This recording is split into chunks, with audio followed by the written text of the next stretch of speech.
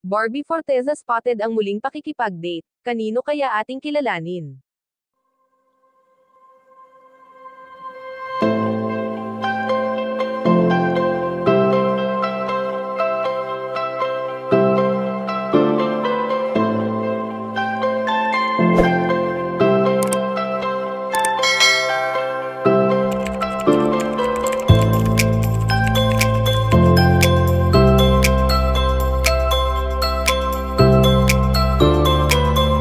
Nakakalungkot man ang pasok ng taong 2025 para kina Jack Roberto at Barbie Forteza dahil sa naging hiwalayan nila gayong 7 taon din na naging masaya sila sa piling ng isa't isa.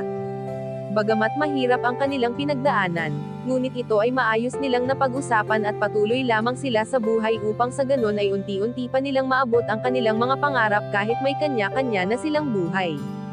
Alam naman natin na marami ang nabigla sa pangyayaring ito at hindi lubos maisip ng mga fans ng Jack B na mauuwi sa hiwalayan ang matatag at masaya nilang pagsasama noon, kaya hindi maiwasan na marami pa rin ang humihiling na sana ay maayos pa nila ito.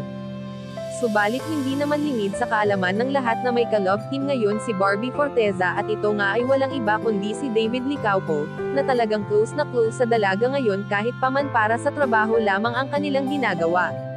Kaya naman ayon sa aming impormasyon na nakalap na spotted si Barbie na muling nakikipag-date hindi na sa kanyang ex-boyfriend na si Jack, kundi ito ay si David Licauco na. Ang muling makitang masaya ang dalaga ay sobrang halaga sa mga taong sumusuporta sa kanya sa kabila ng naging hiwalayan nila ni Jack Roberto. Deserve din naman di umano ni Barbie ang sumaya na nais palagi ng kanyang pamilya.